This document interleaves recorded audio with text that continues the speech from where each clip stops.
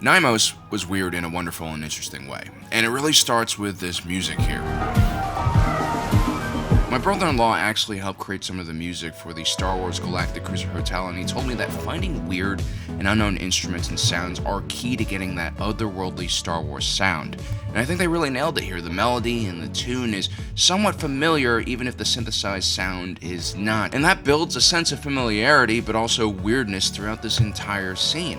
I mean, take a look at Niamos. It looks like a mix of many different beaches here on Earth smashed together. You have the blue flamingos instead of the pink ones, hotels and resorts that dot the landscape, reminiscent of the Yucatan or DR, and a boardwalk with the vibe of Venice Beach, although the water looks more like something we'd see here in the Northeast, in New York or New Jersey, which is why I wasn't surprised when I found out the scene was filmed in Cleveleys, Lancashire. That's also why Niamos doesn't really have that tropical vibe that Scarif had, which was filmed in the Maldives. No matter how hard you try, even if you color grade it heavily like they did here, you can't get tropical vibes in the UK. There's just something in the water there. It's too stoic. But this is all purposeful. This so-called vacation period is supposed to feel questionable, while our hero Andor tries to run in the opposite direction from responsibility and duty in this episode.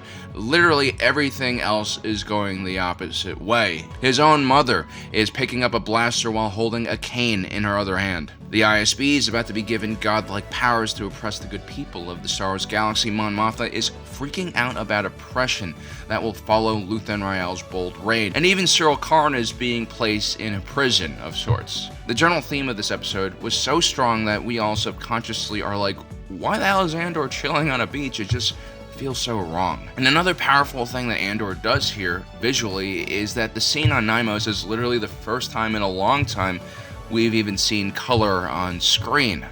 Then look at these patterns and weird looking aliens, whereas everything before this, especially on Coruscant, is kind of just like monotone. The music, the vibe, the pace, it's like nothing we've seen in Andor so far, which has been more Blade Runner-esque in its tone. This to me feels almost like something straight out of the mind of Neil Blomkamp, the guy who created District 9 and Chappie and always brings his South African flair to everything. And it's brilliant. It's by far one of the most memorable scenes and locations in this show so far for me. But unfortunately, we're all brought back to reality after this short stint in paradise when Andor has a really strange encounter with a shore trooper that lands him in prison for 6 years. Andor has escaped the consequences of everything he's done up to this point, from the murder of 2 corporal guards to the stealing of 80 million credits from Aldhani. And now he just gets picked up for doing absolutely nothing. And that is because for the first time in the show, Andor has actually done the wrong thing. Even though like murder and stealing is technically wrong, his character is designed to be a rebel hero. He's not supposed to be chilling on the beach, and it's almost like some kind of artificial architect of the galaxy is like, no, this is wrong. You're going to go to prison, and you're going to think about this. Niamos is so weird because of this. It might as well be a nightmarish fever dream.